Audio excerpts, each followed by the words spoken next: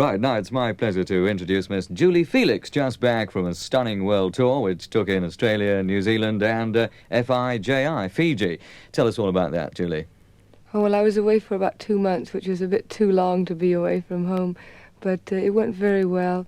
New Zealand was very nice, and Australia was the first time I had sung in Australia. I had been to New Zealand before, and I did university campuses, and it was very nice indeed. Now, last time we had the pleasure of meeting up with you on this programme, Top of the Pops, you had a smash hit record, If I Could, which I trust was successful around the world for you as well. Now you're back again. We'll talk about the new one in just a few moments, but can we go back more or less to the beginning of the Julie Felix life story? You were born in California. It's all right, I won't go right. It's a long way. No, you were born in California, weren't you? Yes, that's right. And somehow, and I don't know where I missed out, the first time I'd ever heard of you was in Ibiza. Would you believe that? In about 1962, was it? Were you over there then? I don't know. Yes, well, before I ever came to England, I was pretty much of a beatnik living in Ibiza, and I used to sing in a cafe for about 30 bob a night.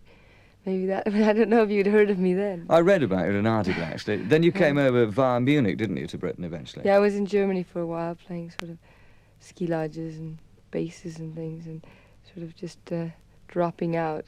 And then I came here, and I got interested in recording and in music as a kind of lifestyle, whereas before it was just a way of moving about.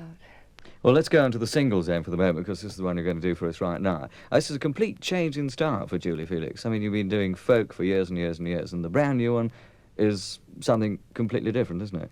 I suppose so. I don't know, I think it's more the treatment that's a bit different. The song is very simple, and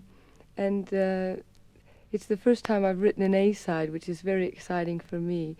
And I suppose it isn't terribly typical of other things I've written, and yet I think the words especially are very in keeping with what I've done before. But the whole treatment, I think, is not only different for me, but it's a little bit different altogether. Well, indeed.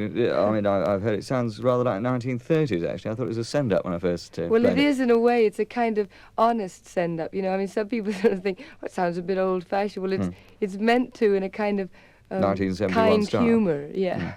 Right, well, and you also wrote the B-side, didn't you? Yes. Right, well, perhaps we can hear the A-side right now, and I'll let you do the honours and give us the title. The name of it's Moonlight.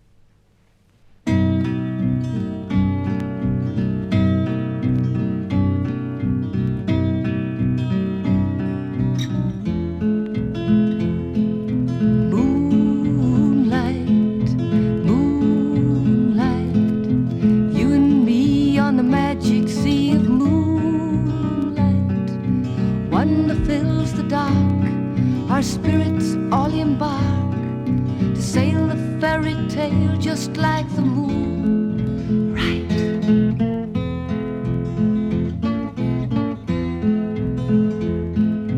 Starlight, starlight, each star like a diamond sailor marks his path across the night. His silver compass gleams as he navigates our dreams to a land where morning's hand turns out each star light.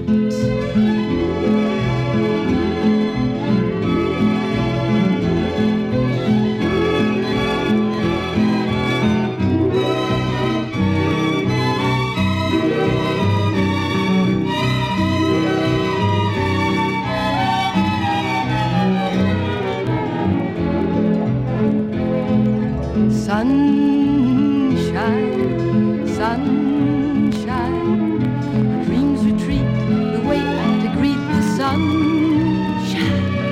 In their chariot of light, the gods begin their flight to reimburse the universe with sun. Heavens above, the sun is light.